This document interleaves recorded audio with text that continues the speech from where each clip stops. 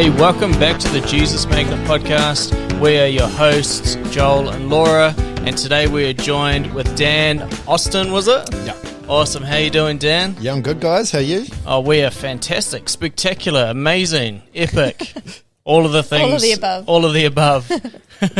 And today we're joined with Dan in windy Wellington of New Zealand. It's not that bad. You say that, but how did we meet? What was the weather like when we met? Torrential downpour, floods, hail. And we're talking like I'm sure Noah had just built his ark somewhere. Oh yeah, we'd talking, missed it. We're talking the main highway was completely flooded out and the roundabouts were closed. Yeah. But no, we're so glad that we're able to connect with you at C3, which, you know, that's a great church that you're a part of. Oh, fantastic bunch of people there. Eh? Really cool. Yeah. Really neat. And Rochelle, thank you for introducing us to Dan. If you're listening to this, they're awesome. Do you know Rochelle very well? I met Vincent and Rochelle, would have been around October last year. Yeah. So, yeah, slowly got to know them over time, and they are just awesome people. They really are. They truly are. So make sure you check out Rochelle's testimony. It will be in the last couple of episodes of this one, so look out for Rochelle's if you haven't heard it. Thank you, Rochelle, for joining us as well. But yeah, let's jump into your story, Dan. So you are a Kiwi. Yep. And where are you from? Which part of New Zealand? Born in the Hawke's Bay in a little town called Dennyburg. Dennyburg. Yeah. Okay. Yeah. Born there, raised in Napier. Yep. Then moved to Wellington when I was 16 with my mother and her husband. Yep. When they actually started their ministry school down here. Also, they're pastors? They are indeed. Yep. They run a church called Heaven's Gate here in Porirua. Cool. Heaven's Gate. I actually love that name, eh? That's such a powerful name for a ministry. Yeah. So theirs is a healing and deliverance ministry. Yeah. So, you know, they did that. And That's then very cool. I moved to Auckland when I was 17 to live with my dad and my brothers. Yeah. Where I met my now ex-wife. We moved down to Wellington, must have been 2004, 2005, just after my 21st. Okay. And been here ever since. Oh, wow. Okay. So, yeah. It was only like 4 years ago, though, wasn't it? Yeah. Like we were talking the other night. Oh, it's just a couple of weeks ago. Never mind the grey hair. Yeah. Oh, no, that's really cool. So, you moved to Wellington on your 21st. Was around your 21st. Was that when your testimony really began, or do we rewind a little bit? No, I think we need to rewind a little bit. Yep. So growing up, like through high school and everything, I was right into my sport, right into rugby. I was really anti-drugs.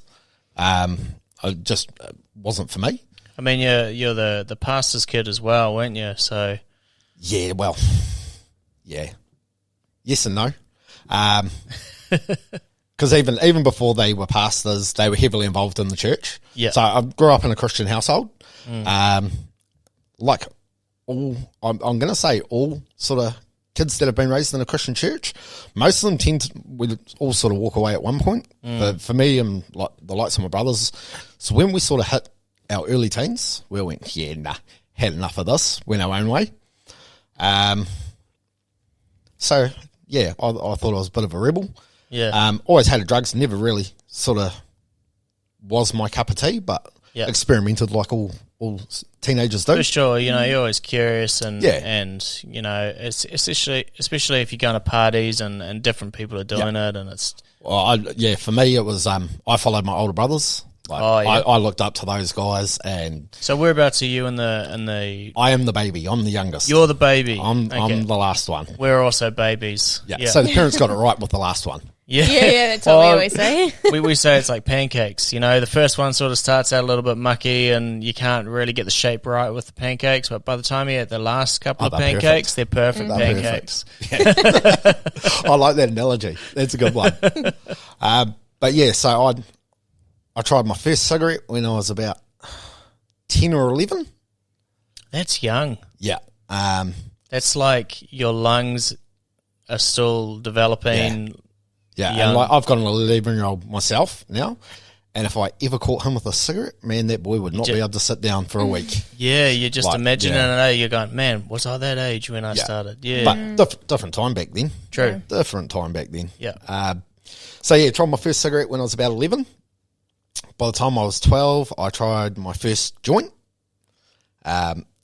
Never agreed with me, and I thank God for that. That Dak never ever agreed with me. I was always sick from smoking it, so it never really appealed to me. I tried my first line of speed when I was 16. My first ecstasy tablet when I was 17, and my first acid tab, I think, when I was 18. Wow, okay. So yeah, started to experiment.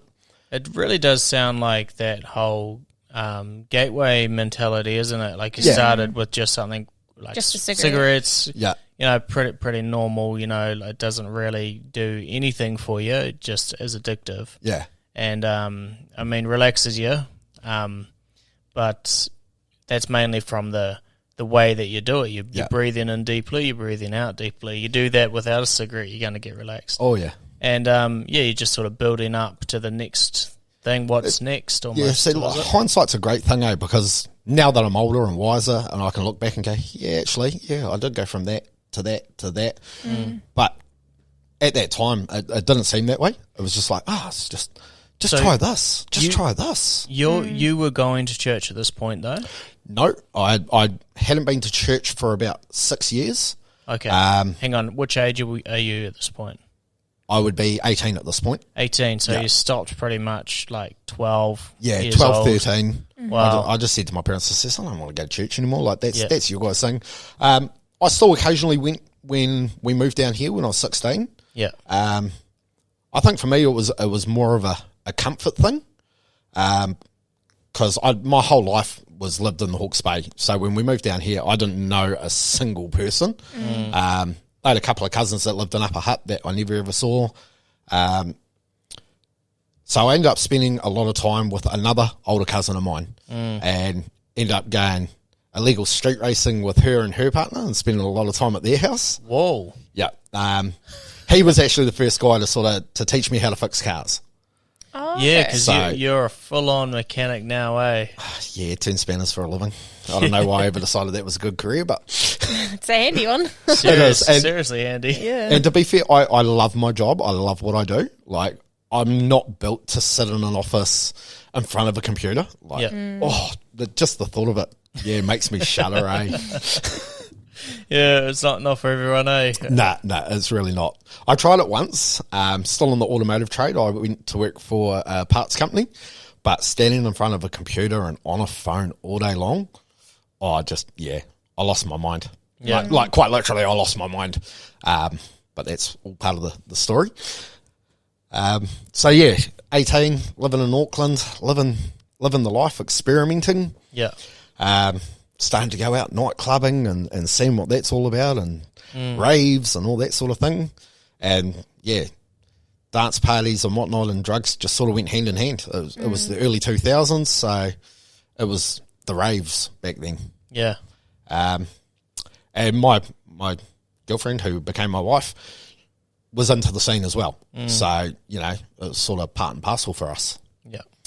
And then we got introduced to meth. Hang on, I'm just going to rewind about the racing. Yep. Were you actually a racer or just like in the scene? Just in the scene. Okay. Yeah, so we skated the illegal street races and park ups and burnouts and all that sort of stuff. Okay. Man, so I just think of like Need for Speed Tokyo Drift sort of thing. Oh yeah.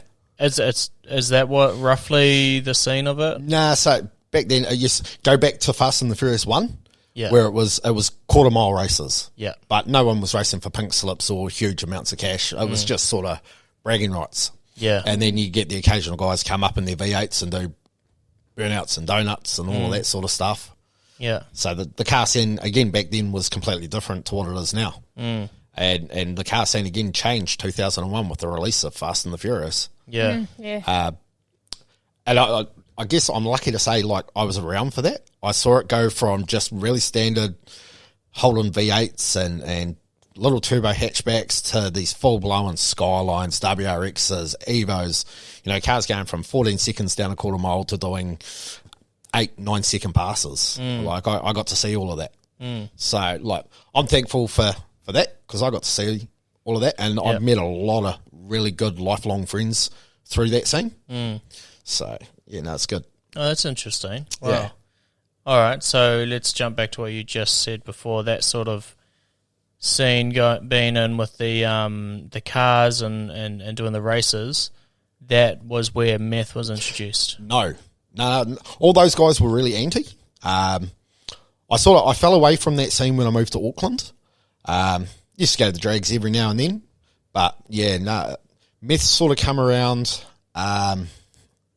through my older brothers and people they were associated with at the time. And then I was 18. I was working fitting tyres for Firestone, working over the weekends.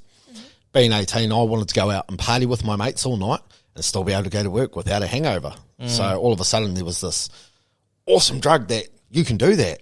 Keeps you awake all night. It's not addictive. And, you'll have lots of energy to go to work. So People said that it wasn't addictive. yeah, back then, wow. Wow. Well, it was still new to New Zealand. We're talking 2001. Yeah. As far as I was aware, and maybe I'm being naive, but it wasn't really a big thing back then. Like, it was just sort of starting. Right, okay. So I started doing that on the odd occasion. Yeah. Oh, yeah, this is... It's tremendously expensive, isn't it? Yeah, it was... so back then it was $100 a point, so 0.01 of a gram.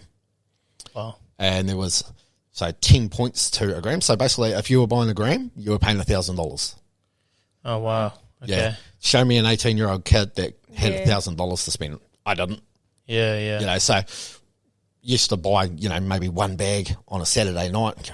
Look at us, thinking we were cool. And slowly over time, it went from one bag a week to 2 bags a week to 3 bags a week to the next thing I know, I'm awake on a Wednesday night at 3 o'clock in the morning, haven't slept for 2 days, going, oh man, where can I get another bag from? Jeez. Well, at that point, were you starting? Obviously, you're awake for so long, and you've got this drive to just get the next fix. Where can I get another bag from? So, hang on, you were awake because you hadn't had a fix. I was awake because we'd been smoking it. I'd buy a bag, and then my flatmates would go and buy a bag, and we'd all share. Oh, yeah, right. So. But you must. At what point did you go, man? This has gotten out of control. Because I'm sure everybody that starts doing anything around this area of drugs goes. They believe they. What are they? We had another person on the podcast who was set free from meth. She called it. She thought she was a controlled drug addict, so she had the control over it. Yep. At what point does it turn and you go, shoot, this thing's actually got a hold of me? I think for me, one of the turning points is. It was something like a Tuesday night, sitting down just shy of Newmarket at a little bar. It's probably about 2 o'clock in the morning, and I was sitting there playing pokies. I'd just been paid, so, I had a good $600 in my pocket. Hadn't paid any of my bills yet. When I walked out of that pub, I didn't have any money in my hand. I spent my entire paycheck playing the pokies because there was nothing else to do at 2 o'clock on a Tuesday morning when you're fried out of your brain. Then I got home and had a huge fight with my dad. It ended up in a punch-up because I couldn't pay my rent. And so were you renting a room off your dad sort of thing? Yeah. Like board? Yep. Yeah. And he turned around and says, hey, you're nothing but a useless drug addict. And that cut deep to come from my own dad, especially when he was doing the same thing. So, yeah, that's when I sort of started to realise that. Your dad was also doing meth? Yep. Me, my dad, my older brothers, and my girlfriend were all doing it. Wow. All smoking it. Everybody around me that I knew that we had sort of just we would associate with, Yeah. all smoking it. To the point, they used to go to a club in Auckland, and all the dancers at this club used to come back to our house after work. Yeah. And like me and my girlfriend, we'd get home from town. I'd walk into my house and there's all these females in there. I'm like, how are yous? And they're like, oh, we're friends at da-da-da. How are yous? It's like, well, this is my house. Why are you guys sitting in my house? Like, I have no idea who yous are. So life itself, not just with you needing the next fix, was getting out of control. Oh, life things was out the gate. around Everything around your life is just chaos. It was, There's no control anywhere. to be fair, like from 2002 till mid 2004 is just absolute chaos for me. It's full of drugs and not so nice people. So did you know that God was real through this, like as a kid? Because you had grown up in church right up till 12, and then you didn't want 12, 13, whatever it was, and then you didn't want much to do with it. Did you know God was real? I always knew that, God was there. Yeah. Always knew. And I always knew that mum was always praying for us. Yeah. I've had a conversation with mum, and I says, what was one of your biggest prayers for us as kids? And it was that we never ever joined a gang. Okay. And I now sit back and go, okay, yeah, your prayers definitely work, mum, because over the years we have had associations, my brothers and I, and it's surprising that none of us ever ended up in a gang. Wow. Like everybody in New Zealand, you grow up in certain places, everyone knows somebody that's in a gang. So yeah, I consider ourselves really, really blessed by the grace of the Lord that not one of us ended up with a patch on our back. So yeah. Wow. But so, so you had friends in your circle that were associates and so when you're an associate, you just friendly with them. Yeah. But you're not what do they call it? Like patched in. You're not. Yeah. What do they call it when you get integrated into it? Patched in. Patched in, yeah. No, there's a word I'm looking for. I can't find Prospect. Hang around. Yeah. Oh wow. Okay. So. But yeah, in the. So your mum had a constant prayer. Oh yeah. Life over your life, your brothers' lives. Yeah. All of that, and none of them ever joined a gang. I mean that does speak miracles and volumes for what your rough life looked like. Yeah. And the chances of that are pretty low, to be fair. Oh yeah. Like there's a lot of perks that go with joining a gang. There's protection, There's protection, there's power, there's there's a lot of things that come with it, and but yeah, as I say, like life was just complete and utter chaos through those years. I remember I would have been 19 or 20, and I had to go to a workshop, and as I walked in there, I had a shotgun stuck in my face over a deal that had gone bad, and I remember just sort of looking down the barrel of this shotgun going, I'm about to die. This is it. I'm 20 and that's it. Life's over. Luckily. So what was that all about? It was over a deal that had gone wrong. Right. And you said you're in a workshop? Yeah. Like a mechanic workshop? Yeah. And a deal as in somebody didn't like what happened to their car, or was it no, it was over a bit of a drug deal. Okay. Through some people that I knew and some other people that I knew, and I was just sort of a little bit in the middle. And wrong place, wrong time. Yeah, pretty much. That's one of the really vivid memories I have from back then. Not to mention, I mean, there were times I've been on a 3, 4, 5 day bender. I was at home in bed. I got woken up to our house being raided, to the cops pulling me out of bed. Oh, wow. Gun pointed at me. You got anything in the house? And I'm going, trying to wake up, going, what are you up to? Being dragged out of my own house. Police in there? Yep, by the police. So what had happened? There was a domestic issue going on between two of the flatmates. Yeah. To the point where we lived on a main road in Auckland, and a lot of bypasses saw it, so people called the police. And I had no idea because I was absolutely dead to the world, and You're just asleep. I was just asleep, recovering from a big bender, and woke up to being dragged out of my bed by the cops with a gun in my face. So that just absolute chaos, and it just got to the point where I was really depressed. My whole life was just focused around drugs. Then my car got stolen. I had this beautiful 19, and this is early 2000s, so this was still a cool car back then. It was a 1995 facelift GTB Subaru station wagon, full body kit, chrome wheels, the big doof sounds. I loved that thing. It was my pride and joy. It got stolen. I didn't get out of bed for 3 days, and then I think it was one of my older brothers actually made a phone call to Mum here in Wellington and says, "You need to come and get him. You need to take him home." And 2 days later, I was sitting on my stairs in my house in Auckland, and a car pulled up, and it was Mum and my auntie. They just grabbed me, grabbed a bag full of clothes, chucked me in the car and says, "You're coming home." Wow.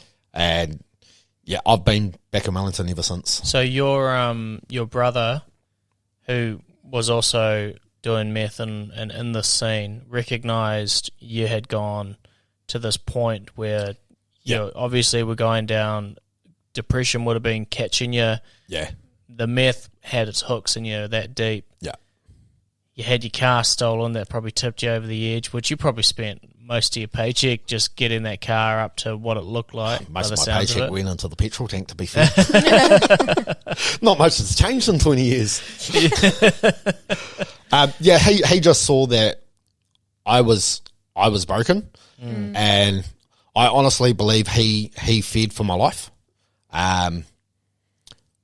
Probably more that I was going to do something to myself, because I had a couple of, and I'll happily say I had one real out the gate wicked mental breakdown, where I completely lost it, and I was found by my best friend, parked in my car on Great North Road in Auckland, and I was just sitting in the driver's seat with a refill pad and a piece of paper, writing, "I'm not crazy, I'm not crazy, I'm not crazy," just over and over and over. So when you had this mental breakdown, because I mean, I don't ever want to say it's all the time, but a lot of the time these sound like extreme demonic attacks. Yeah. And they prey on all these things. Like we've had this one guy, I've mentioned him a few times on the podcast, his name was Remy, and he shares his experience of having a lust over women. And then he had a demonic manifestation while he was doing Youth with the Mission. Yeah. And when he woke up from that, he couldn't really remember what had happened, but he said, for the first time in my life, my thoughts were silent. Because he had these thoughts about the lusting after different women and things like that, and he thought that they were his thoughts. And he said, for the first time, they weren't there. And I don't know what. And he goes, I was possessed. I had a demon in me talking to me about these things. Do you think that would have been a similar thing? To be honest, like that wasn't me. Like, and my best mate said he'd never ever seen me like that. And like, me and this dude, we were as thick as thieves. Anywhere he was, I was. Yeah. And you know, to be fair, like there was the trio of us. It was always me and my lady and him. Yeah. Everywhere we went, where it was clubbing, holidays, like New Year's, all of that sort of stuff. And he goes, I've never seen you in that state. And I really scared him. Like he really was worried to the point he thought that if he didn't grab me and take me to his house, that I wouldn't be there the next day. And to be perfectly honest, I believe that was the Lord that working through him to get me into a safe environment. Because there's a scripture, God uses all things for good for those who love him. Yeah. And he can use anything. Yeah. And I love that, eh? And I again, it comes back to mum. To mum and my stepdad Peter, just always praying for us kids. Yeah. Always. No matter what we've got ourselves into or what we've been up to, no matter how horrible I've been towards them. they've always shown us nothing but love and mercy. And that again is just a testament to the Lord's love. Yeah. And like I've said to Mum, I says, why did you just never turn your back on us? Like, we were horrible. I was a horrible person. Like, yeah.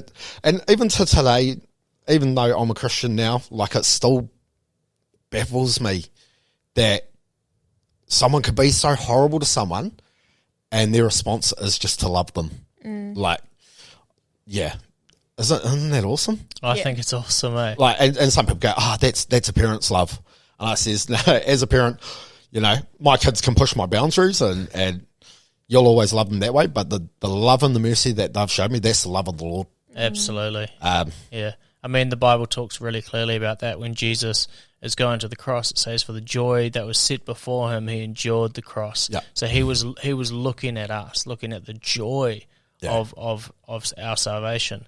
And then even when he's hanging on the cross and they're throwing insults and all that, and he's about to die, he says, Father, forgive them, for they know not what they do. Like, who does that when somebody's casting insults, when somebody's hating you? Yeah. And it takes a new meaning of the Father's love for us, and it surpasses anything that we would ever be able to figure out in our own mind. Yeah, it's like, as Mum said to me about a year and a half ago, just as I'd gone out of rehab, and I was still a bit down on myself about things, and I was worried about one of my kids, and Mum says to me, she goes, you know how much you love your son?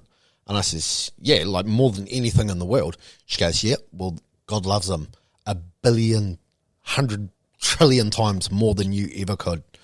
And that's something that's always stuck with me, is that no matter how much you love your child as a parent, God loves you even more. Yeah, come on.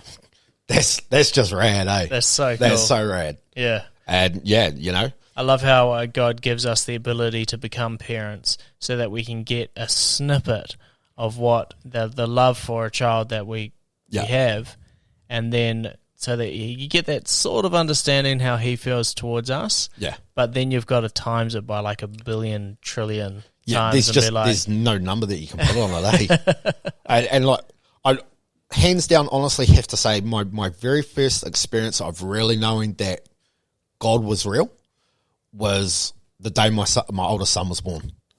And when they handed him to me and I looked at him for the very first time, that's, I'm just like, wow. Like, it just sort of clicked. And even though I still wasn't following the Lord then, I was very anti-church. Yeah. Like, you couldn't get me into a church, to the point both my wife and I were so anti-churches, we got married outside at the horse, at Trentham Racecourse in the Rose Gardens. Like, we refused to have a church wedding. Yeah. And then, a few years later, my son was born. A simple moment of your son being born. Yeah, and just looking at him for the very first time, and I knew, hey, maybe Mum and Peter are onto something here. Yeah. Maybe my older sister and her husband are onto something here, Like, I used to make a lot of jokes about religion. Lord, forgive me, I haven't repented on that one yet. That's just a reminder. Thank you. Like, I used to always say, Christian, that's just a crutch for the weak. Yeah. And they're all just playing who's got the best imaginary friend. And now that I'm a Christian, man, Christianity is not for the weak, eh? Nah. Like, it is so hard being a Christian in modern times. Like, telling people, yeah, man, I'm a believer. Yeah, I go to church. I still tell people now, they're like, oh, what are you up to Sunday? I says, go to church. And they look at me and go, you what now? And they look really confused. So I'm like, I go to church. Yeah. I says, you should come. And they sort of look at me and go, really? And I'm like, yeah. I says, how else do you think I could go from how I was a couple of years ago to where I am now and how I am now? Like, even you guys have said to me yourselves, man, we've just seen such an amazing change in you. And I'm like, yeah, it's all glory to God. Yeah, come on. Like, straight up, hey? Yeah. And, greatest thing I ever did, no matter how bad everything was that I went through, the best and the hardest decision I ever made was to walk away from my entire life and go to rehab. So had you made that decision on going to rehab for going to church? Like you had gone back to Wellington with your mum and your auntie. Did you go back to church, or was it in Wellington, then you went to rehab, and then... No, so rehab was another 10 years down the line for that one.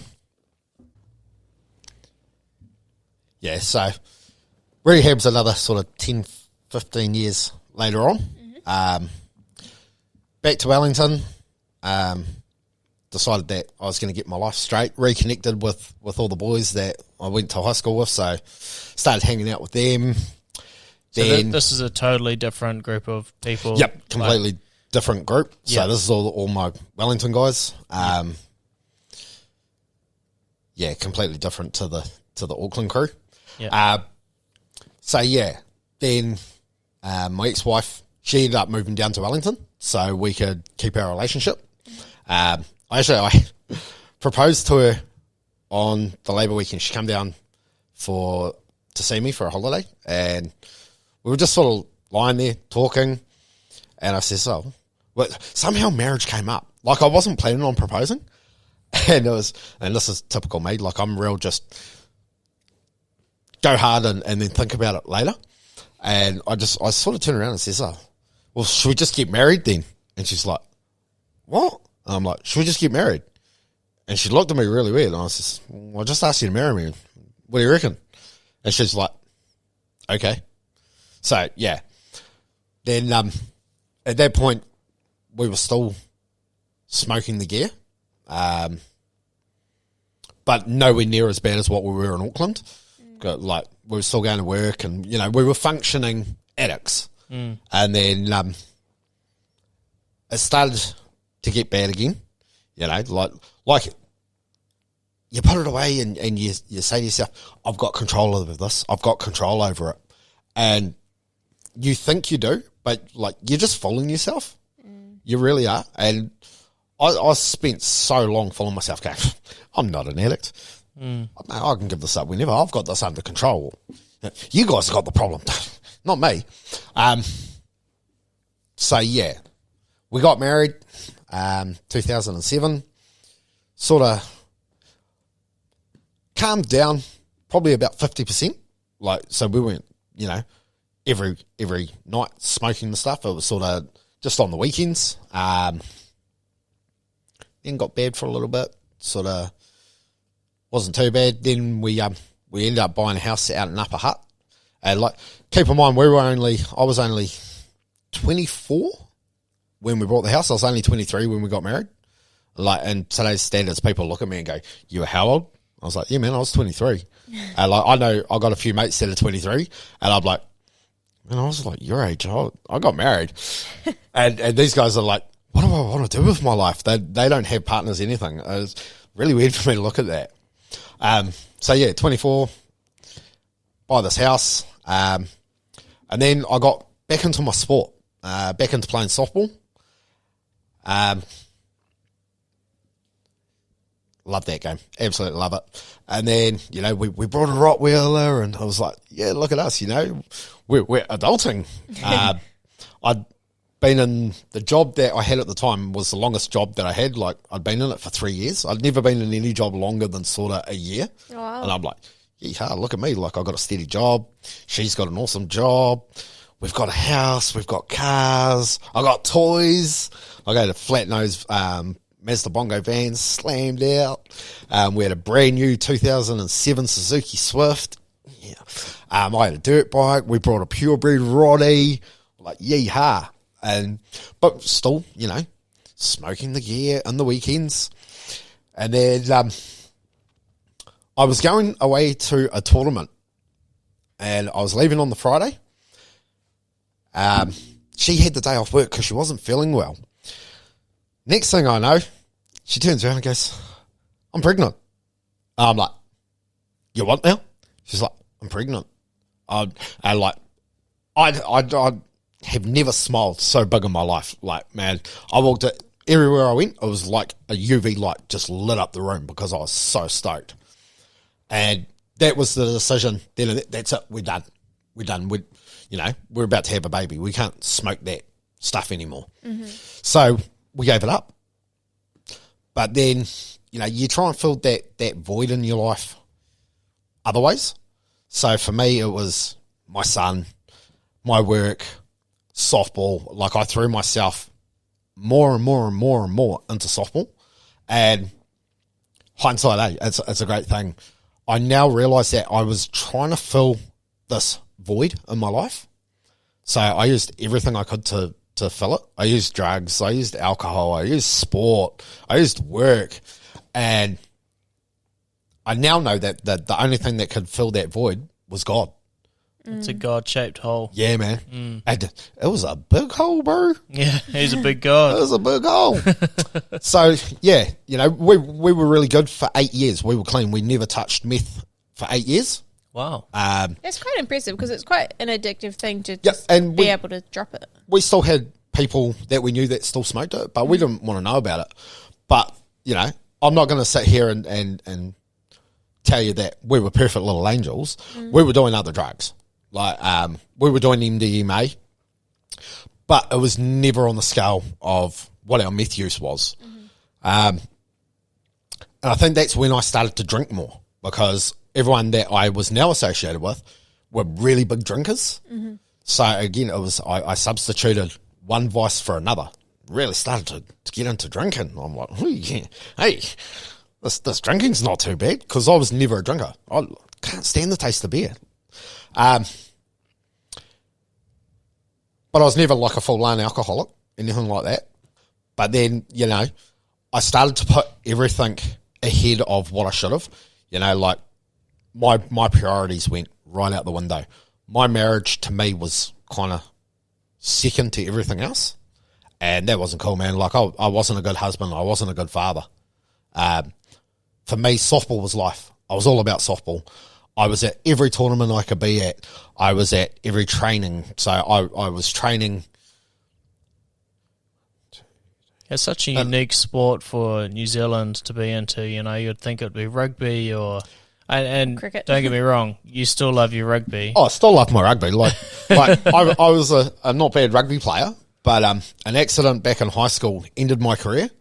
And you tell a 17-year-old boy who lived and breathed rugby that, sorry, mate, you can't play again. That was soul crushing.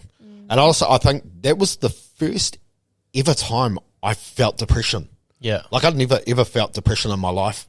But to be told, and I had just made a representative side for Wellington, to be told that you'll never play the game you love ever again, that's really soul crushing. But, that was back in the time of men don't cry, men don't get depressed, harden up, you poofter. So, you push it to the side. Like a good Kiwi male, I just bottled it all up, don't worry about it. She'll be right. Yeah. So I was really stoked to be playing sport again. So I ended up, I was playing Premier 2s and I started coaching junior sides and then I started coaching, I had a chance to coach a representative junior T-ball team. I was on the club committee. Me and my wife, we were running the juniors. I was coaching a senior team. I was playing for a senior team. Like every night of the week, except for a Friday night, had something to do with softball, whether it was a committee meeting, anything else. So everything else in life started to become second. I really didn't care about work. I'd leave work early because I had to go to softball. Then sort of all the pressures start to get to you. And then someone brought meth back into my house. And it was someone very, very close to me. I let them stay at my house and they knew we weren't into it. And I actually come home from work early that day, walked into my garage to find them smoking it. And at first I was like, bro, what are you doing, man? And then this little voice starts in the back of your head, oh, how long's it been since you've had some? You'll be right. Have one puff. Don't worry about it. You'll be fine. And that voice starts to get louder and louder. And unfortunately, I listened to that voice. Just one puff. She'll be fine. Just one puff. And then it turns into just 2 puffs. She'll be fine. She'll be fine. The wife comes home. Oi, have a puff. It's been ages. We'll be all good. We'll be all good. Blink of an eye, we were smoking all the time again. Wow. And that's when life really started to go downhill for me. We didn't communicate. Life just started to revolve solely around our drugs. And then... So this whole time, none of it you've had really any chances to go to get reconnect with God and church or anything like that? No, like when Mum would have our kids for us on the weekend, so we would pick them up on a Sunday, when we would pick them up from her church, I would literally walk in still high from the night before. I'd literally just grab my kids at the end of their service and straight out. There's no way that I would hang around. Sister and her husband used to invite us to church all the time. It's like, not likely. You know, like you couldn't get us to go to church. It just wasn't going to happen. I think the only time I really ever went to any sort of church service from the age of sort of, let's say 17 up until probably 28, 29 was my youngest niece's baby dedication. And to be fair, I sat in the back of the church the whole time. I put my sunglasses on. I actually think I fell asleep. Yeah. Because it did not interest me. So it wasn't, because you said earlier that you knew that God was real. Yep. Church didn't interest you. Nope. Was there a almost like a repel from church, like it was pushing you away, that you, because I mean one of the things, and I've said this a handful of times on the podcast, and I think it's brilliant. It's one of my friends came up to me and she was a vegetarian, and she said to me, I said to her, I said, Claire, why are you a vegetarian, if you don't mind me asking? Is it ethical or is it for health reasons? And she said, oh, both, but definitely ethical. I said, oh, okay. And then she goes, well, let me show you this documentary. It tells you about the animals getting slaughtered and things like that. And I said, no, I don't want to see it. I don't even want to know what it's called. And she said, why? My answer was, if I know the truth behind what I'm doing, I might be forced to change. Yeah. And I use this example for those that sort of know that they should go to church, or they should reach out to Christ, but they know that the moment that is revealed to them in its fullness, like getting on your knees and saying, Lord, are you there? And he shows up. The moment that happens, you've got a decision, and you can't undo that decision. You can ignore him and never get to your knees, but you know that he's still there. Yeah. But the moment that you get to that decision, you might be forced to change. And was that a reason as well? I think that was a little bit of it. But for me, again, because I grew up in a Christian household, like, and I've said this many, many, many times in my past, I feel like I had Christianity rammed down my throat. Yeah. Like, you know, being told that, oh, you're going to go to hell, you're going to burn in hell if you don't change your ways. And to be fair, they actually had a point, but, you know, as a teenager, I don't want to listen. And also, you shouldn't want to be a Christian to avoid hell. You should want to be a Christian to have the relationship with God. Yeah. Like, I always found church really boring. And I thought, you know, they stand up there, you can't do this, you can't do that, you must do that. And I'm one of those people, I was real sort of like, you tell me I can't do something, I'd take that as a challenge. Like, if you tell me that tomorrow, go to work, but you can't eat all day, I'm going to go, challenge, I'm going to eat all day long. I'm just going to keep eating, and no matter how full I am, I'm going to keep eating, because you told me that I can't eat all day. You just do the opposite, Yeah. Like, if the government tells me that the sky outside is blue. Sounds like a bit of a rebellious spirit, almost. There's something else there that's... My stepdad has said that to me a couple of times, and has offered to pray with me through it, but the rebellious streak just sort of isn't ready to surrender just yet. And that's something that I've got to work on myself as well, especially to further my walk. But yeah, so I've always just, in the past, I always thought, church was boring. Like, they don't get me. They don't get what I'm about. And then So back to the story. Life spiraled out of control, and it all come to a head December 3rd, 2019. I had been on a huge bender. Me and my wife had separated. I was living in another house. We'd been fighting all day. I'd been at softball, come back, had to go and do some things with somebody. Come back, and I just sort of lost the plot big time, and I ended up smashing up our entire house. Like, I totaled the place, punched holes in the walls, I smashed out all the lights, I smashed our TVs, laptops, like completely trashed the place, to the point where I was detained by the boys in blue and taken down to the Lower Hutt police station and thrown in the cells. What was there? Just an anger that had built up? What was the cause of that? Yeah, it was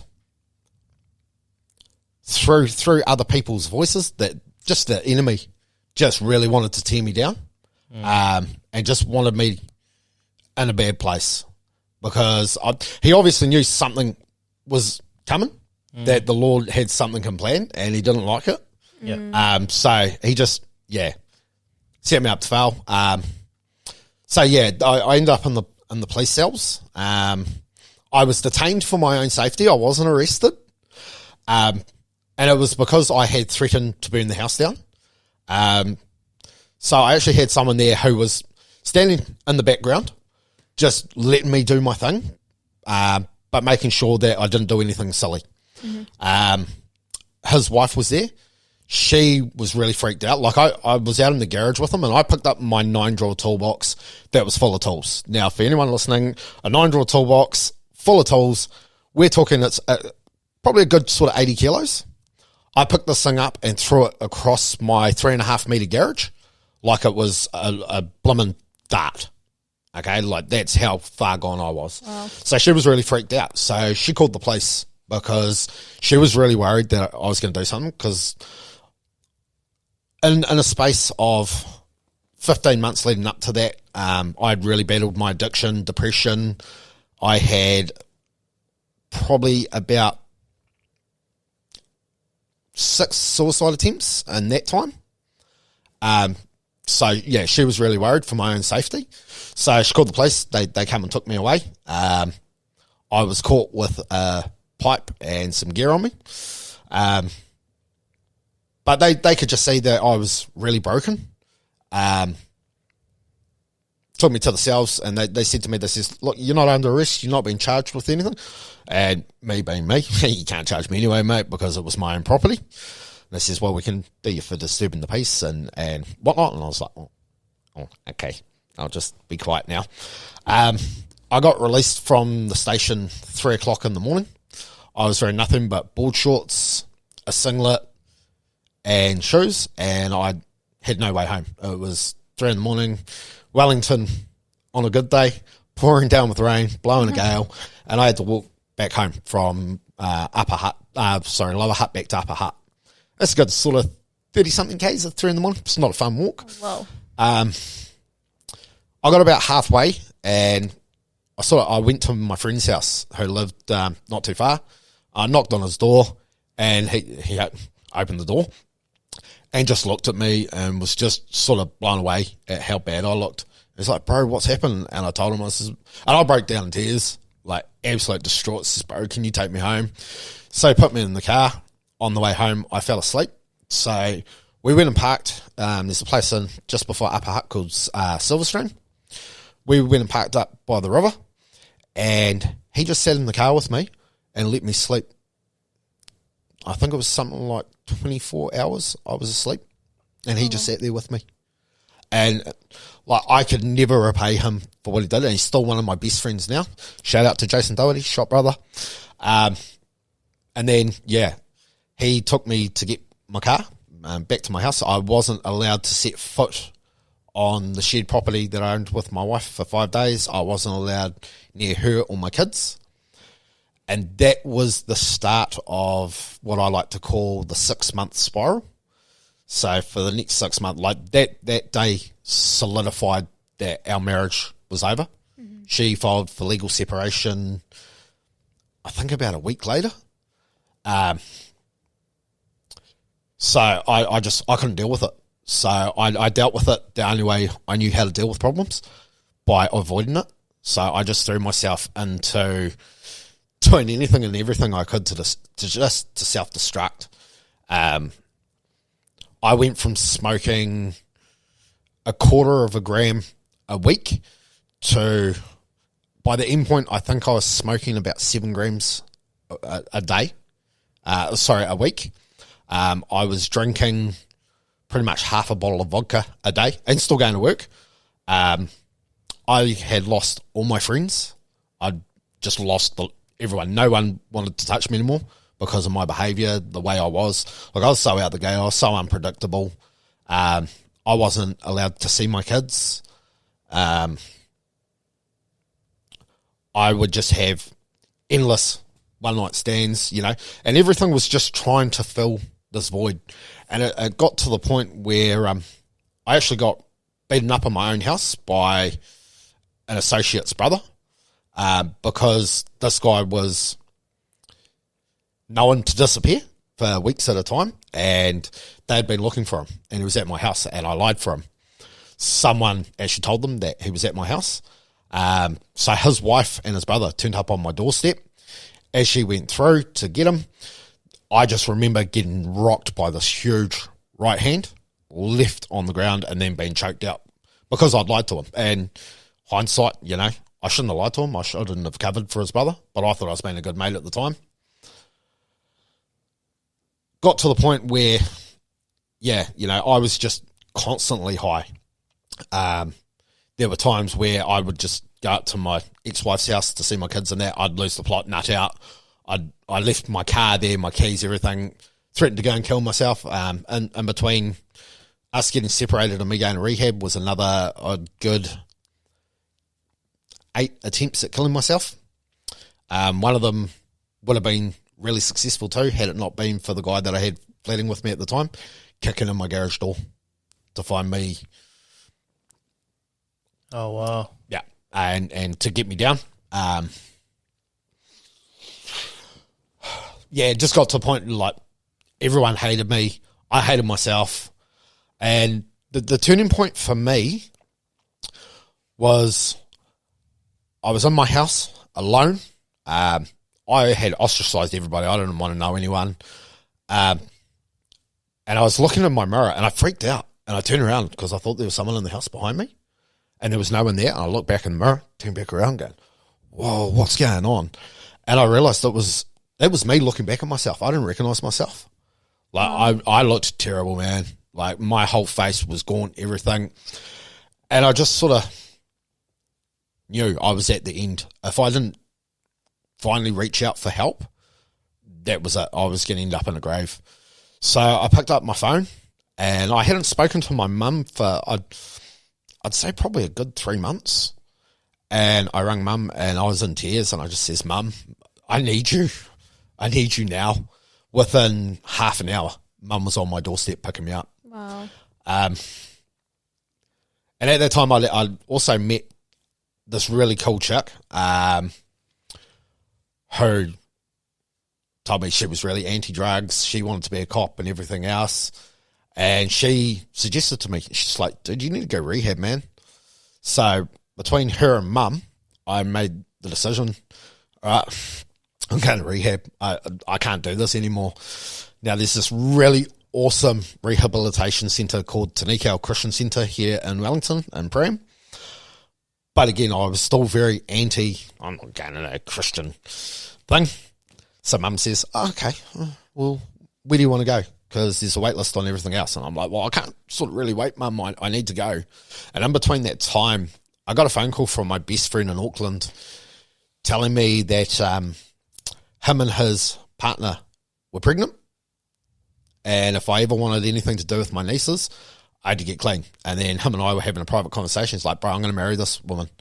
The only way you're going to be at that wedding standing next to me, bro, you got to go and get clean. She happens to be a detective in the New Zealand Police Force. So it was kind of, bro, sort yourself out or our friendship's done. This is a guy I've got a 20-year friendship with. So I had all these people, who really wanted me to go and get clean. So then mum put me on to this awesome dude by the name of Chris Nahi, who runs Victory Rehabilitation House in Whangarei. So I gave Chris a call, and we had a chat, and he goes, right, so it is a Christian men's only house. And I'm like, okay, look, damn it. Someone's trying to tell me something here. And I remember I was sitting in my workshop at the point, and I'd just been made redundant. So, like, I lost my job, I lost my house, I lost my car, I lost everything. Yeah. Like, I had nothing to stay for. And I was like, fucking man, I don't know anybody in Whangarei. And then it was a light bulb moment. I don't know if it was a light bulb moment or God just sort of gave me a flick around the ears going, that's the point, bro. You've lost everything. You don't know anybody up there. This is where you're going to go to get clean. I'd never ever thought about Northland or anything like that. Pulse of person, I just went, yeah, why not? I've got nothing else to do. I got no money. I've got no cars, no jobs, nothing. So Mum paid for a plane flight. I jumped on a plane flight to Auckland, met my best mate. He picked me up from the airport. We went and had lunch. He introduced me to his partner, the detective. Those two have supported me from day one in getting clean. He drove me up to Whangarei to where I entered the rehab house. I went in with the mindset of, I know this is Christian. All good. I'll play the game.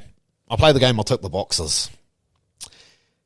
Then my first experience of going to church while I was in the house was on the Sunday. I didn't realize we went to 2 church services. So the first one was Arise Church in the morning. So we went to the morning service. Turns out the pastor of Arise in Whangarei knows my mother, my sister, my father, my mum, and my real dad were his youth leaders in Dannyburg. Right? So, like, talk about, divine intervention. But then they're like, so we're going to this other church at 4 p.m. I'm like, really, bro? How many churches we got to go to? And they're like, we're going to C3. I'm like, C3? What's C3, man? So we rock into the C3 church. I'm like, what is this place? Like, I'm talking, there's a bunch of dudes with tattoos like us. So we start singing our songs. I'm like, yeah, typical church. And then this dude gets up to preach. And man, like, I've sat in churches my entire life and heard people preach and sat there and just going, whatever. This dude had me sitting on the edge of my seat. I have never heard anybody preach the way he preaches. Like, such enthusiasm and just makes it relevant. He had me sitting on the edge of my chair. I'm like, this dude is awesome. Like, okay, I'm digging this. I'm really digging this. And then, a couple of weeks go by of hearing this guy preach. I'm sitting there just going, bro, this guy's preaching again. Oh, Pastor Trent, bro, this dude's mean. And the guys in the house were like, we were all ex-drug addicts. Most of the guys I was in there with are career criminals who were all on bracelets. Every single one of us paid attention to when this dude preached. Wow. And then I heard his testimony, and I'm sitting there going, like, he was talking about how, like, Paul's in jail for the second time, and he stops and he's like, oh, anyone here been to jail? And like half the guys in the house raise their hands, a few guys in the church, and he goes, oh yeah, for anyone of you guys that's new, yeah, I've been in jail. I was a drug dealer. I used to run, crews of meth cooks. I'm sitting there going, you what now? Like, here's this preacher that has, he knows the life that we've been in. He's come out from it. That dude changed my entire view on Christianity.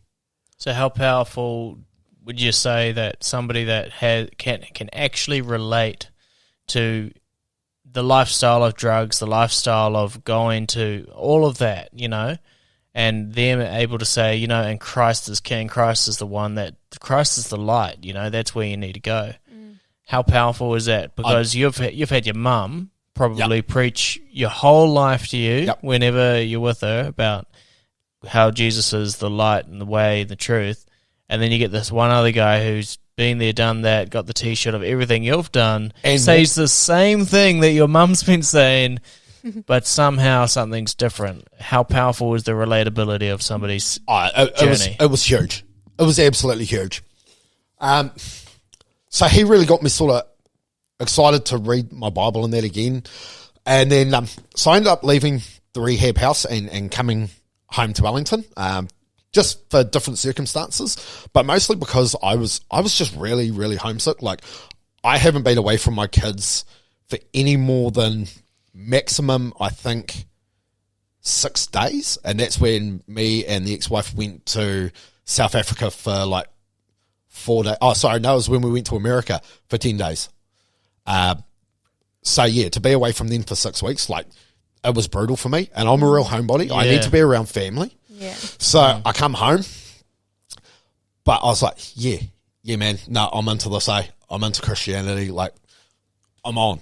So I started going to Mum and Peter's church. Sorry, what was the point that, I mean, you had this guy who was preaching to you, but was there a moment where Christ actually, something changed? That's coming. Okay. So you had made the decision that Christianity is the way to go, but... So I had definitely changed my views from being, church is boring. Yeah, I'm going to start turning an ear to actually listen to this stuff now. Yeah, okay. So I'm like, I had gone from, churches are boring, to, dude, I love going to their church. Like, it was a rocking band. Everyone's having a good time. Everyone's just really happy and friendly. And all these guys a lot of these guys have been in the same place as I have. And you could see the change in their lives. And at that point, I'm just looking at them going, yeah, man, I want that. I want to be like that. I want that in my life. I want the happiness. I want the joy. I want my heart filled. So I come home and I keep going to Mum and Peter's church, and I got a lot out of that. And then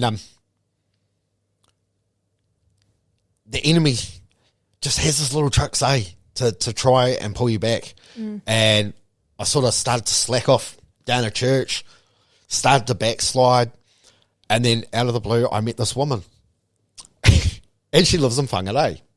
And I'm like, oh, how do you know this dude? She's like, oh, I went to rehab with him. She's like, how do you know him? I says, oh, he's the pastor of this church that I went to while I was in rehab in Whangarei. So her and I started dating. Used to fly up there sort of once a month, and neither of us. So where are you right now? So this is I'm after rehab. I'm still living in Wellington. Yeah. Okay. Started dating this chick that lived in Whangarei. Yeah, got it. Was sort of slacked off on my walk. I'd backslidden. So flying up once a month to see her. So gets to Easter. It's 2021. Easter weekend. Saturday. We take her kids to the park. And I tell you what, man, that day was divine intervention. Hands down. We weren't going to go to the park because one of the kids was being a little bit of a ratbag, but I says, no, we'll go to the park. So we go to the park, the kids are playing, and I felt this urge to turn around and look at the car park. Turn around and look over the car park. Here's this guy. It's Pastor Trent, sitting in his car. And I said to her, babe, isn't that Trent? And she looks, yeah. I says, let's go have a yarn. So we walk over, we have a yarn. Hey, Trent, how are you? And he goes, oh, so what are you doing tomorrow? You coming to church, eh? And funnily enough, like I just had this feeling that I really wanted to go to church that weekend anyway. And so we're like, yeah, why not? And my lady, she was like, yeah, man, I don't believe that you're a pastor, because she knew him beforehand. So just as a bit of a joke, she's like, yeah, we'll go. I'm like, yeah. So we went and we're sitting, we're listening to him preach, and C3 do an altar call every week. And as they're doing the altar call, they're like, is anyone here wanting to renew their relationship with Jesus or start one? Someone that's never done it before. And I tell you, every person in there had their head bowed, eyes closed. Her and I both, same thing. Heads down, eyes closed. And both of us put our hands up to answer the call. And that was the start of my journey back into Christianity. And I've been walking that journey ever since. She's walking her journey. She's part of the C3 team in Whangarei. Unfortunately, we are no longer together. But I got baptised up there. She got me to go up and get baptised. by Pastor Trent. So I hands down, I've got to say that guy, Pastor Trent Memory, if you ever get the chance to hear his testimony, listen to it because it is powerful. And I am going to say he is a big reason why I came back to the Lord and why I'm walking my faithful walk now. Wow, come on. Yeah. That's awesome. Yeah, So what changed when you put your hand up and you went, yep, I need you, Christ? What was there an actual event that happened in your heart? I think having a partner that was willing to share the journey with me, and to be perfectly honest, like our first few months as young new Christians wasn't easy. But you know, we kept our walk, and then so what actually happened? The turning point for me, like that, you know how everyone sort of has that one Jesus moment. I never had that. I got a God moment. So we were. What's the difference between a Jesus moment and a God moment? Like how people can feel Jesus' love. Yeah. And that. I felt the Father's love. Like as something I've never, ever felt in my life. So she was down with the kids for school holidays. And there was actually this dude named Joseph Lee was doing a revival thing over at my sister's church. Joseph and Leslie. Oh, yeah. Joseph and Leslie. We've had them on the podcast before. They're brilliant. Oh, man. So a good friend of mine, Rick, is part of the ministry team. Oh, yeah. Rick and Leanne, awesome Christian couple that have an amazing testimony. They were like, bro, you need to come to this Joseph Lee meeting. Like, dude, you need to come. So we went to this meeting at the Hope Centre. And I'm sitting there. Joseph he's just preaching up a storm. And my girlfriend at the time, she's praying for me. Rick is praying for me. Joseph is prophesying. And he's like, there's a young man sitting in this church right now. He's covered in tattoos. He's had an awesome past to do around drugs, mental illness, all that. And I'm sitting there, head down, just going, yep, that sounds like me. And I'm going to say this guy's sort of in his 20s. And I'm like, yep, that's not me. And then 20s at heart. 20s at heart. And it's funny because I'm talking to my mum and that about it, like afterwards as well. Mum's sitting there, she was listening to it, she's going, that's Daniel. That's Dan. My sister and my niece are up on stage because they are part of the worship team. My brother-in-law's up there playing the bass. And like my partner was encouraging me to go up and I'm just like, no. And then I felt this, the only way I can describe it is this hand just sort of grabbed me by the scruff of the neck and picked me up and was walking me up there. And I was sort of looking around, but there was no one grabbing me. And I know in my heart, it was the Lord saying to one of his angels, he needs, yeah, put him there. And so I answered the call and I went up and Joseph laid his hands on me and man, like I was hysterical, dude. Like I was just absolutely boiling my eyes out. And I'm one of those people when I get touched by the Holy Spirit, like I'm a crier. I love those people that laugh and just get the giggles. Those people crack me up. I'm one of those people. I cry, and I'm an ugly crier. It's not cool, man. It's not cool. It was a good cry. And like it was just like this weight had been lifted off my shoulders. And Joseph said to me up there, he goes, "That prophecy was for you." He goes, "Don't hide your tears, brother. Just let them flow." And at that point, like I've never felt a love like I felt right then from the Lord. I just that turned me. That had me just absolutely on fire. Wow. It was actually a couple of weeks later, Joseph was doing another one. He spoke at my parents' church, and I actually invited along Pastor Liam and Georgia, who are the pastors of C3 Wellington, to come and hear him speak. And so they come out, and they loved him. It was awesome. And then he was doing another thing. So I went to that, and he's like, just before we get started, we're just going to get a couple of people come up. Dan, and I'm just like, oh, really, bro? And he wanted me just to share my testimony about that night.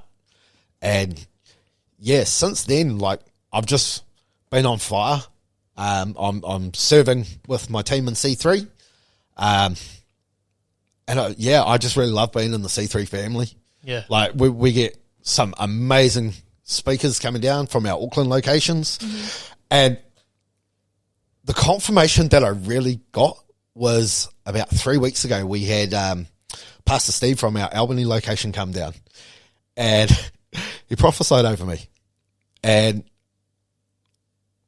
the only thing, I'm really bad at remembering it, but I know it was pretty much the same thing that Joseph said, which was, my past doesn't control me anymore.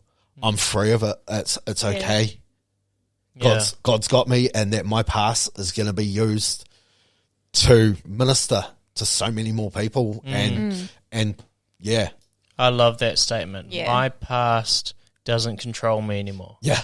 That is so powerful. And that's a really big thing for me, because like, I'm really hard on myself, and I hold a lot of guilt about my past, over my failed marriage, not being the father that I wanted to be to my kids.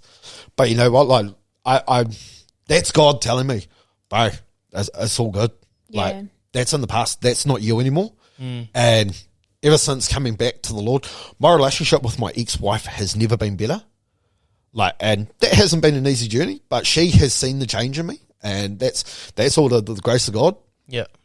My kids have seen the change in me. My softball team have seen the change in me. Like, yeah. Come on. People around me, they can just see from 2 years ago to now, I'm a completely different person. And praise be to the Father, man. Like, he's just placing these people around me that just keep lifting me up.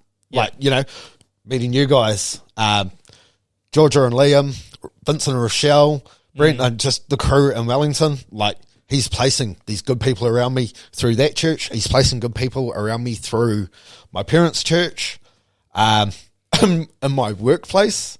Like, my head mechanic is a full-blown born-again Christian who is not ashamed of his faith at all.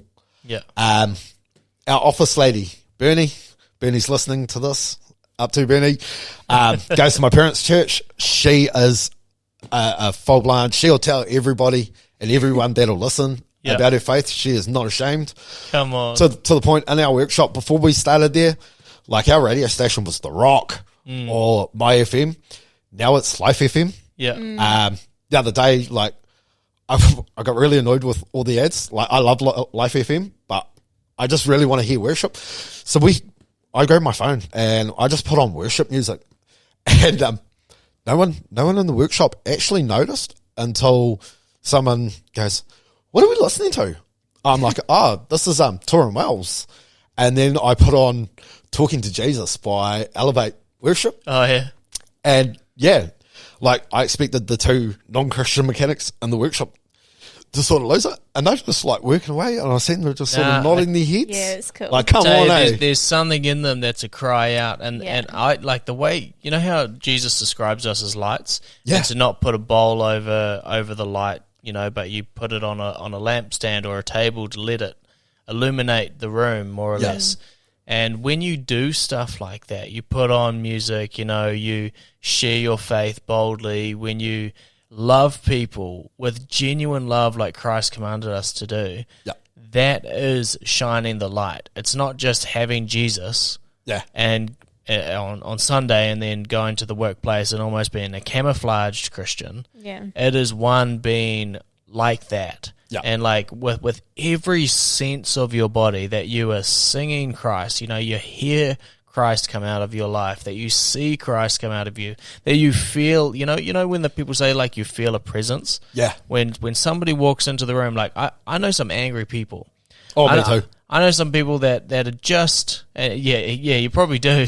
But when they come in the room and something shifts, like, it's like almost, and I know I got a handful of people that have been in my life, and I love them dearly, but they're a little bit depressing. And they walk in and they sit down with us, and then everything just seems to go down a little bit. Yeah, and the mood changes, eh? Like nothing changed. Like nobody's said anything, just that people carry presences. Yeah. We've got to be that presence that brings that love, that joy, that peace, that all of that coming into the room, and people's attitudes change with us. You know, like that's what Jesus called us to be. Yeah. And it's just the light of Christ. And that's what I love about C3. So last month our what we were going on was, how do they know? And it was, how will people know you're a Christian without telling them you're a Christian? Yeah. And you know, the number one point that I took away from that is, you know, you got to show them by loving them. Yeah. No matter what. You know, because as Christians, we are called to love. Yeah, come on. And the series that we're doing now is your passion. Yeah. Showing your passion. Like, how do you show people you're passionate for the Lord? And that's really hitting home for me. Like, it's just given me so many new things to learn. So yeah, no, like that's what I love about why I go to C3, because I just keep learning new ways. Like, one of the biggest things I struggle with is reading an actual physical Bible. Yeah. So I through someone at C3, they were like, oh, why don't you try the Bible app? I'm like, what's the Bible app? Like, I'm not up to date with apps and that. I downloaded the Bible app. Dude, that's so much easier. Like, I can just the devotions and things like that. Yeah, they're very good. I follow the plans, and like, I don't even have to read it. I just hit the play button and it plays to me.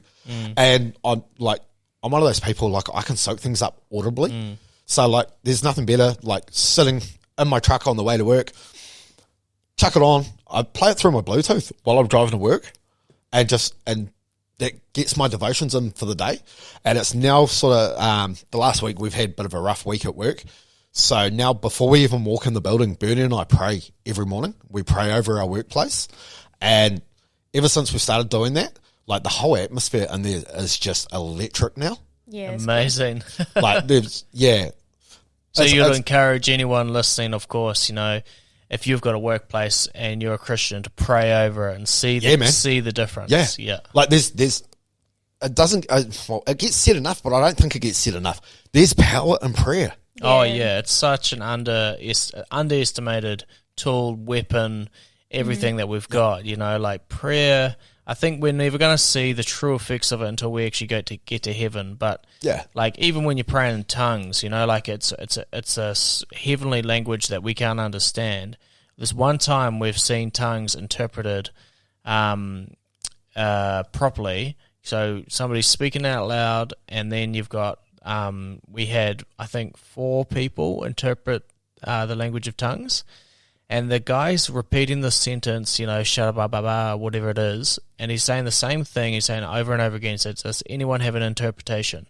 We get 4 different people that come up with a different interpretation. So interpretation is not translation. Yeah. And they had 4 totally different interpretations of what this person was saying in tongues.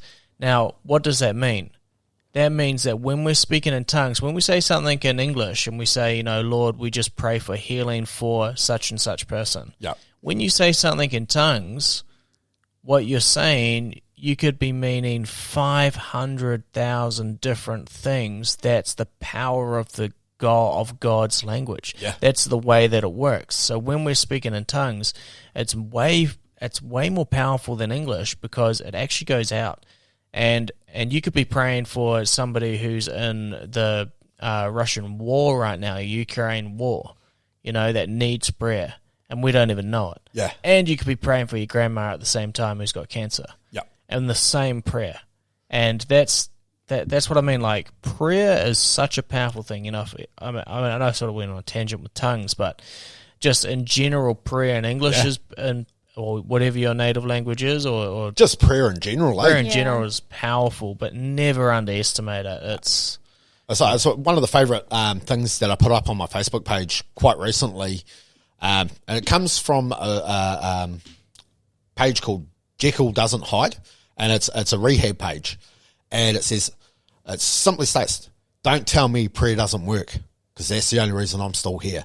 And like, that's cool. that really hits with me because that is the only reason I'm still here. That's the only reason I'm still alive. Yeah. It's the only reason I'm still able to sit here and talk to you guys is because prayer works, man. Yeah. And every single night, Mama and my stepdad, they sit here and they pray. They pray for us kids, their grandkids, their friends, and just our nation in general. That's every night so without good. fail, man, my parents are here praying. And I know they're not the only ones. Yeah. Like, I'm in my room praying. My 11-year-old prays every night before he goes to bed. Now, he's hasn't made the choice to give himself to the Lord just yet. And, like, that's a choice I am going to let him make because he needs to make that choice and have that relationship. But he's already praying and he's already asking questions. Like, the hunger is there. Well, that's where you were. You know, you had decided that, this Christianity thing, I'm going to turn in there, I'm going to start listening to it. Yeah. And that was, we're talking that's ages before you actually put your hand up. Yeah. You know, so that's that whole thing that your son's doing, you know, like he's turning an ear to truth. Yeah. And what is it? What if I'm going to follow Christ? The Bible says really clearly to count the cost. Yeah. Know what you're getting yourself into. And I like what you said at the very start of this episode, you know, that Christianity is not easy. No, man. And you got to count the cost. But also to have and the Bible also says to have a reason for the hope that you have. In other words, have your own faith, not one that's built on your parents, not one that's built on anybody else or other people's opinions. Have a faith that's built on a personal revelation that this is real. Yep. And things change when you pray, things change when you meet Jesus. Like, I mean, your whole testimony is so life-changing for anybody listening. You know, they're probably... like anybody that is listening that's stuck with drugs or alcohol or addictions, anything like that, just your testimony alone is saying like, I struggled with that. This is the answer.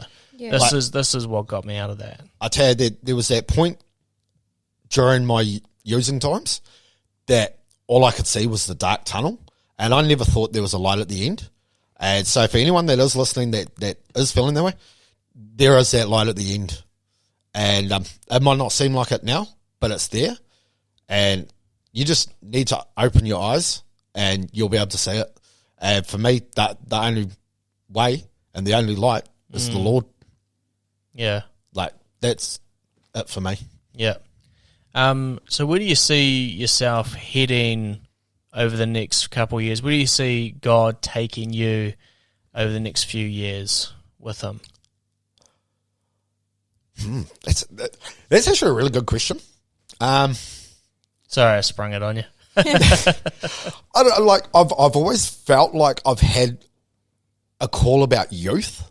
Mm-hmm. And that I feel like I've had that call even before I was a Christian, because through those 8 years while I was clean, in between my times around the merry-go-round, I was asked to whether or not I would be okay to talk to youth softball teams about what I'd been through and the dangers of drugs and all that sort of stuff.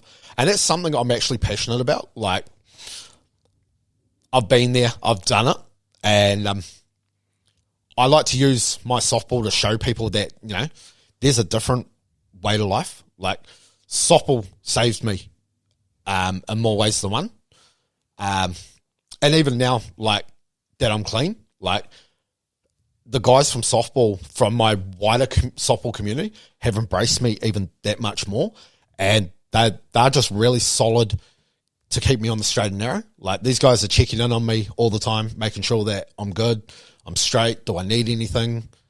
So, yeah, I feel like God's taken me in that direction to minister to young guys like my oldest son and my youngest when he comes through, to minister to the youth, to minister to the sport crowd. Yeah. That's really, really cool. Yeah. Because that's a big one that, you know, the sport industry is also a real warfare for it's not tough to be a Christian sort of thing. Yeah. So, it's the same thing, well, not the same thing, but a similar thing, you need those voices in there absolutely saying, this is Christ, this is who I follow, these are the reasons I follow him, and your voice can speak. It has to speak louder than anything else. Yeah. Because people, I love how you said that earlier, like you had this huge hole in your life. Yeah. And if you had met Trent, is that his name? Yep. Pastor Trent, earlier on, and he said, hey man, yeah, I've struggled with all of this stuff before, but God, that could have shortcutted a lot of that. Even when you're in the midst of that, like that person's relatability is huge. So I love how God's bringing you into a place to go to, especially the young ones, before any of that stuff can start to, like going down that tracks, it's a nasty way to go. Oh, yeah. I would never wish my past on anybody. Yeah, to be able to shut that door early, and to be able to be real with it, because, it's a lot different to having somebody come up to you and say, hey, don't do drugs. I've also never done drugs, but don't do drugs. Like that doesn't say too much. But for you to come up and be like, This is why. Yeah. And I'm not saying this from like anything on the internet. This is my personal experience. The power in that is huge. And like for anyone out there that's angry at God, like I've been there. I blamed a lot of my problems on God. I'm like, and I have had a screaming argument with my parents about it, because I says, if you're God so almighty and everything, why did all this happen to me? I says, he doesn't love me. He doesn't exist. And that's lies from the enemy. Just trying to whisper in my head, if God loved you, this wouldn't have happened to you. Well, that's what he said to Eve at the beginning. Yeah. Did God really say that? Yeah. With the fruit, like it's biblical. And now I know that, God loved me so much that he put me through those trials and that storm to come out the other side to keep going forward. Yeah. And that I had to go through what I went through to become who I am now, because, like, as you guys say, my story's gonna help somebody else. Yeah. I really hope it does. Yeah. Yeah, well, the Bible also says one of the earliest commands that God gave to Adam and Eve, take dominion over the world. Yeah. What does that look like? The world is a nasty place today, full of, like, when we look at the world biblically, that is, everything of the world is essentially fallen, right? So when we take dominion, we overcome all things in the world. You have overcome all things in the world. And why have you overcome them? Because Jesus says, I've overcome the world. And I love that. Like you've gone through that, like going to the gym. Sure, your muscles teared, you were achy, all that sort of thing. Have you not walked out stronger? Absolutely. Like hands down, man. Like what I've been through. So now when someone needs a lift, you have the strength. Yeah. And the only reason I have the strength is because I got him on my side. Absolutely. And like my favourite scripture, and this is really bad that I can't call it off the top of my head. I think it's Jeremiah 29:11. For I know the plans I have for you. Yeah. Yeah. Like that just speaks volumes to me. It kind of always has, and that's my go-to scripture. And there's this movie on Netflix called A Weekend Away. All right, and my kids introduced it to me. I'm like, what are you watching this? It's A Weekend Away. I says, what is it? And it actually turns out it's about this young guy who's a orphan who gets chucked into foster care and all of that sort of stuff. And he ends up getting fostered by this lady, and she takes him for a week away to summer camp. And it happens to be a Christian summer camp. And they reference that. And I'm like, for me, I was sitting there and I was just going, wow, like, come on now. Because that is my absolute favourite saying and favourite scripture. And it's actually my son's favourite scripture as well now. Yeah. That's cool. And it's just so powerful, eh? Yeah. Oh, that's awesome. Well, I think we'll finish there. That's an incredible testimony. What did we write down earlier, Laura?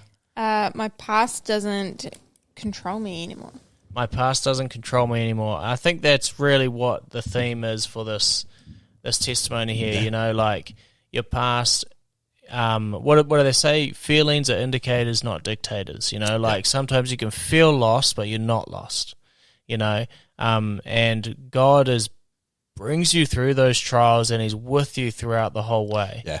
You know, and I just think you've got such a special testimony, Dan, and it's one that people are going to listen to, and they're the ones that, you know, what do they say? Your story could be somebody else's survival guide. Yeah. So they're just a few chapters behind you, and they're going, how did this guy do it?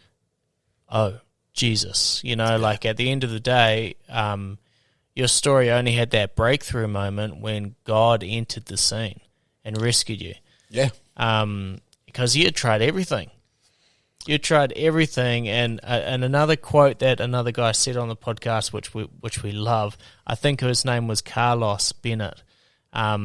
He said, "I've tried everything in the world. Why not try Jesus?" Yeah. One of my favorite quotes, and I heard this when I was about 16. It was, "Why not try Christianity? If you don't like it, 100% sin back guarantee." I think that's brilliant. That's awesome. Oh, well, we will finish there. Thank you so much for sharing your testimony with us on the Jesus Magnet podcast. No problem. Thank you for having me. Yeah, it's been good. So, if you enjoyed this episode, stay with us for more. And, we'll be with you later on. Thanks for listening to this episode of the Jesus Magnet podcast.